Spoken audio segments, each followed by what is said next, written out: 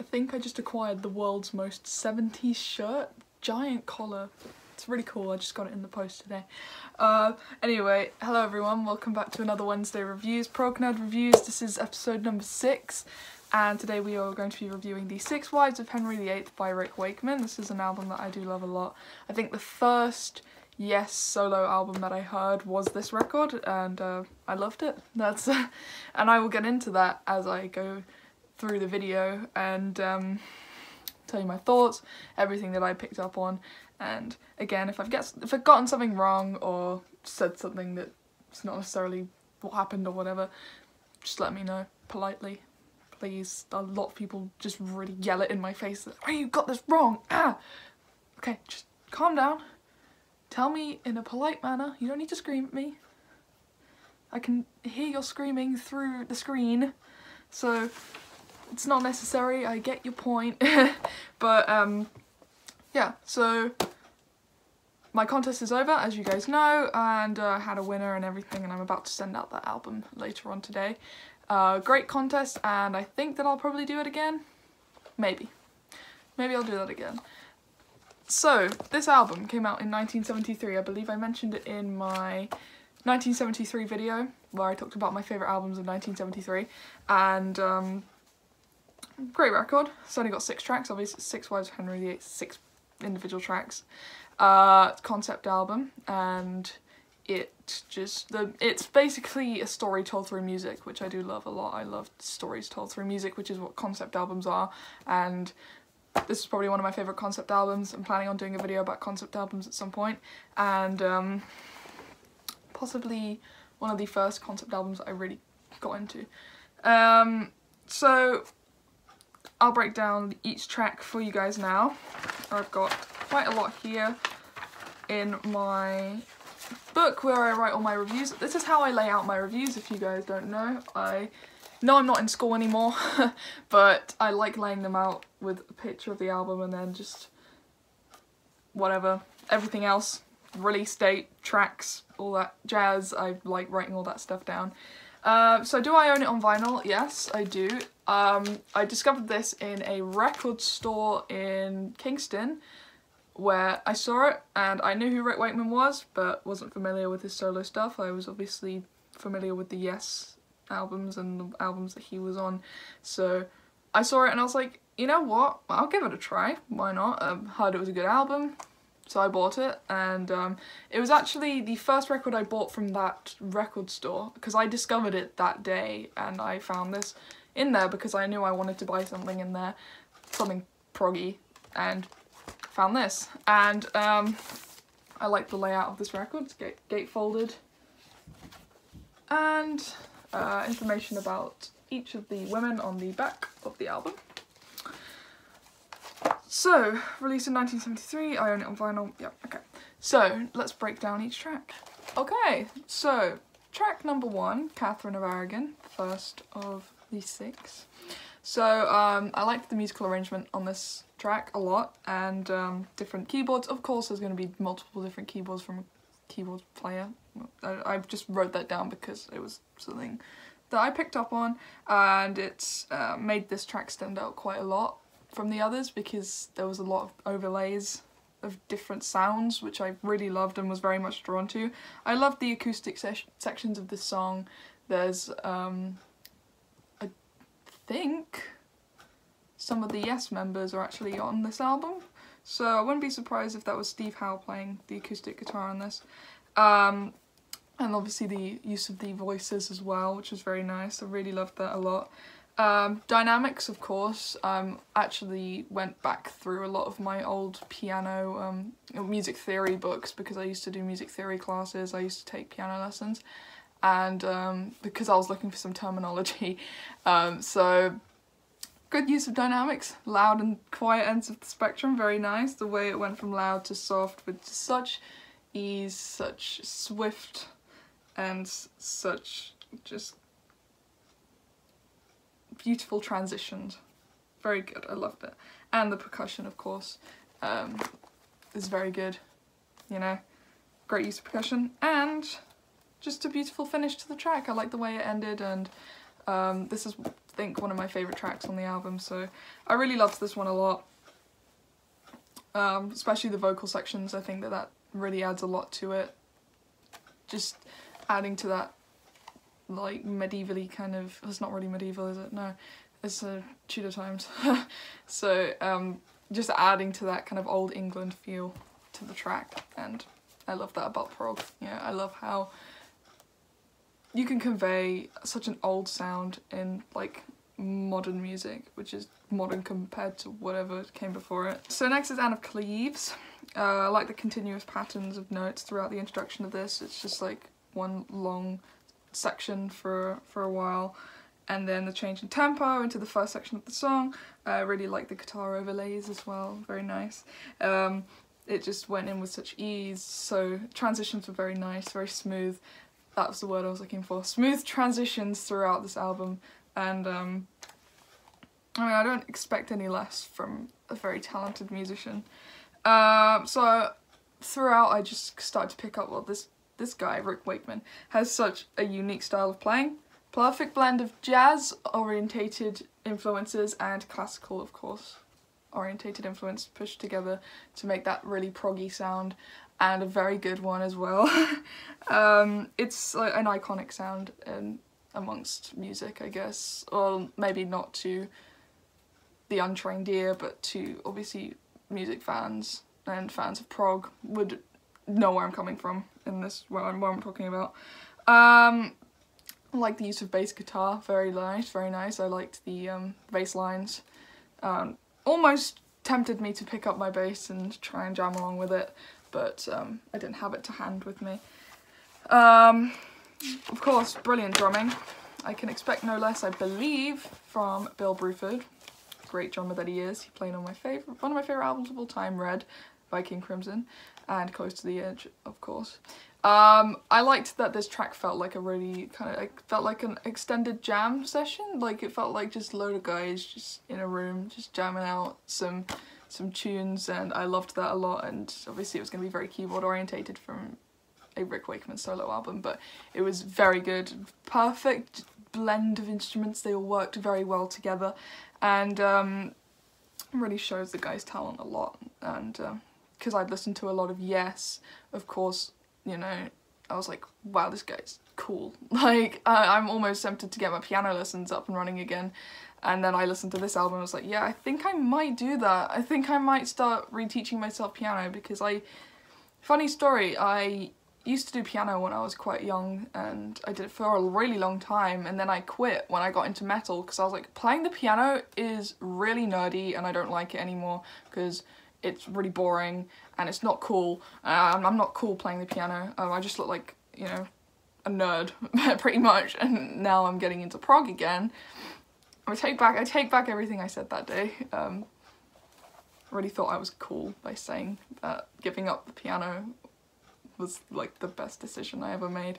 But it was actually probably the instrument I was best at, because when I picked up guitar, I was, you know, obviously you're not going to start off being really good, but as I was getting better at playing guitar, I realised, why didn't I just carry on piano? I mean, I got up to like grade 5, I think, and I did a lot of music theory classes in college, so I really wish that I didn't give it up in a way, because it was actually a nice release. I had a great teacher as well.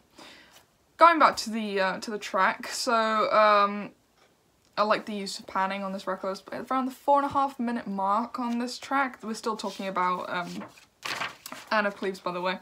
So I really liked the guitar track, how it was placed in my right ear, and I could just hear, like, obviously with the piano and keyboards in the background, and just like quite a quiet guitar track in my right ear, which was I found that very interesting. I was like, oh, hello. Really liked that, though. It worked very well. Great use of key changes, of course, with such ease. I like a song that can change keys and not sound bad. Of course, it wasn't going to sound bad from someone who's a professional piano player, but it felt less on the proggy side of this album, because this is obviously a prog album, from what I hear anyway. But this is very much like a jazz, like a freeform jazz section of the album. It just felt very jazzy, and I liked that a lot because I've been getting more into jazz as of recent. And obviously the ending I really loved as well. I described it here as weird and wonderful, which is the best way to sum up progressive rock as a whole. But when I say weird and wonderful, I mean that it's weird in the best possible way. Like, it really captured my attention. Next up, we have the third track on the album, which is Catherine Howard. Love the way that the piano and the acoustic guitar work together in this track a lot, and the entry of the drums was so big and grand, and it was very cool, and I loved it a lot. Again, key change, worked very smoothly, very nicely, and the fade into the acoustic guitar section was just absolutely great. Beautifully done as well. Absolutely, I don't know how to describe it. It was so good, and you know, I love that. So I just loved the style of guitar playing on this record. The style of acoustic guitar playing was very nice. I really did love it a lot. Use of harpsichord as well, which is something I'm hearing a lot more in prog. I don't really usually like the sound of the harpsichord that much, but it worked really well in this record, obviously with the actual theme of the album being quite Old England, so I liked that, and it sets the personality of the person who was, obviously this was written about, Catherine Howard, and reading the back of the album and a bit more into each of their lives outside of being a wife of Henry VIII, it was very interesting to kind of see how he put all of that information into music, and it worked really well. Great use of bells as well. I think that it made me, just the key change and the tempo of the track kind of made me like, oh, this is a really nice track. Like, it's a nice, happy feeling track. I really did like it a lot, and this is one of my favourite ones, I reckon. Another one that I liked a lot, because I'd listened to this album quite a lot, and I'd only picked out 2 tracks that I listened to a lot more than the album itself, which I'm gonna stop doing that, because I think that this album is one that you have to listen to. If you're gonna listen to tracks off the album, you just might as well listen to the whole thing.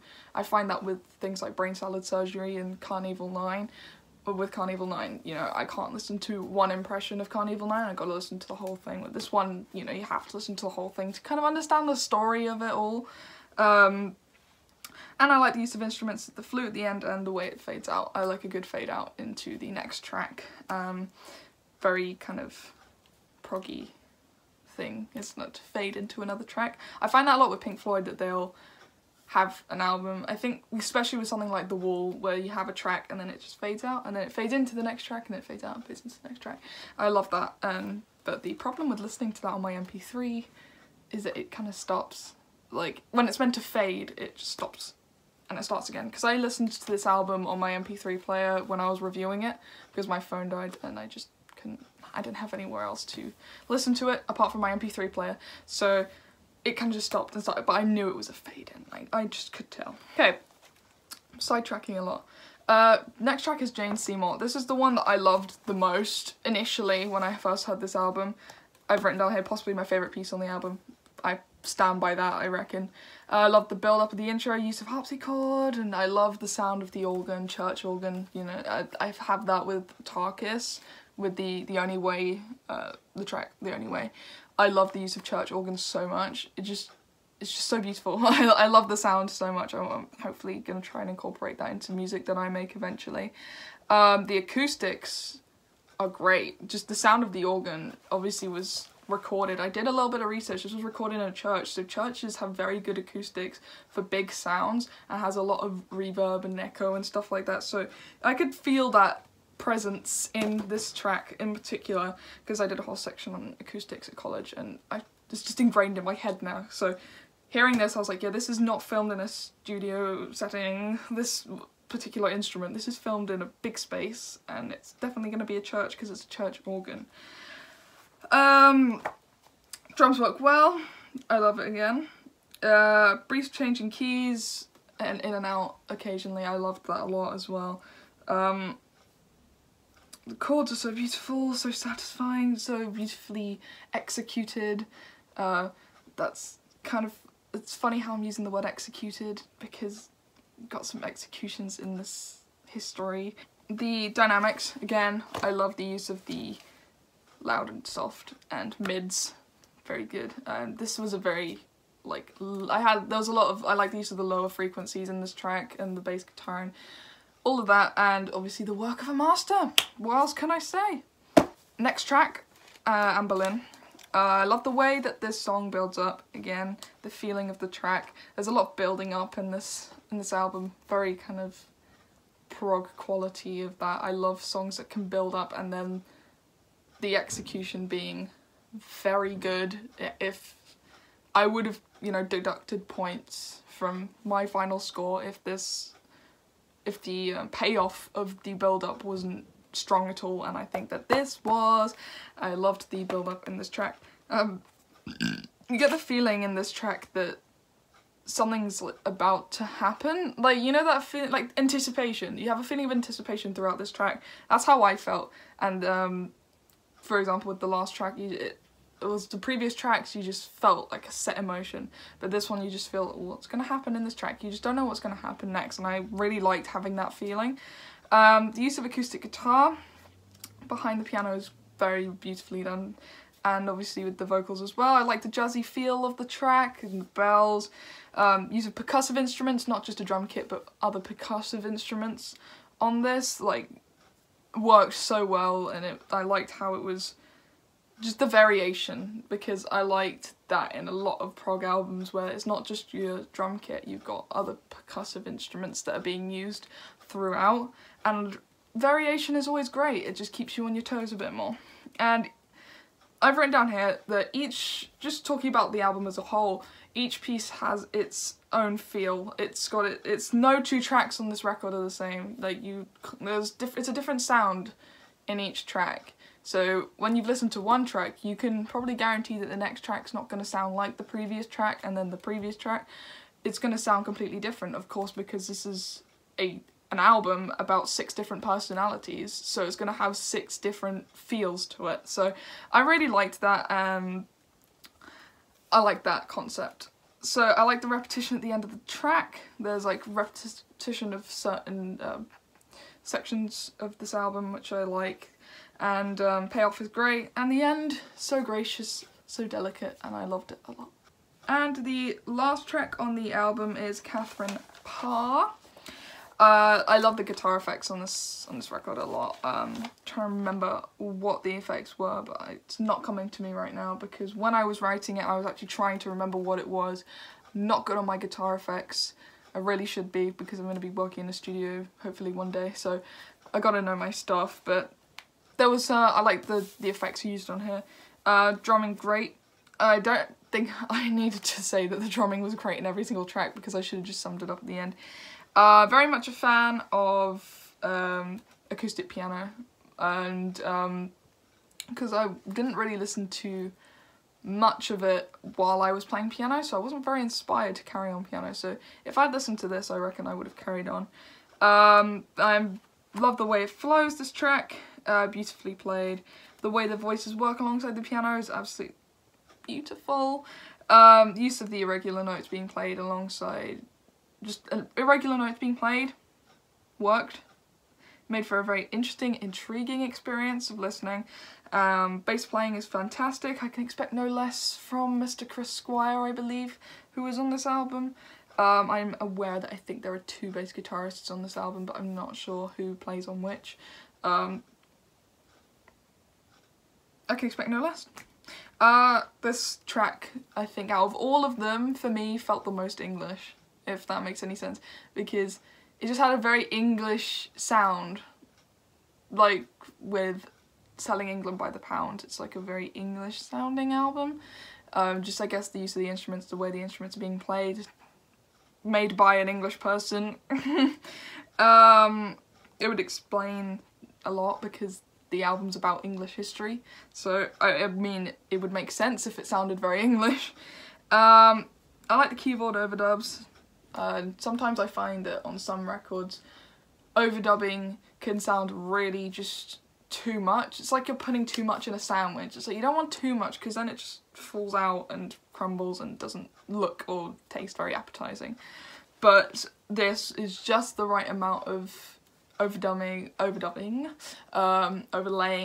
just the right amount so that it doesn't sound too chunky and doesn't like overlap other sounds, because you don't want that. You don't want to have loads of different overdubs and then you can't hear what the other instruments are doing in the background. So this is very good, worked very well, and as I was listening to the exit of this track, I thought that the ending wasn't very strong. I mean, I did like the ending, but it was a bit of a weak point on the album because the song was building up to something really good and it started coming down to its final moments on the album, and I just thought that it wasn't as strong as maybe some of the other endings of the other tracks.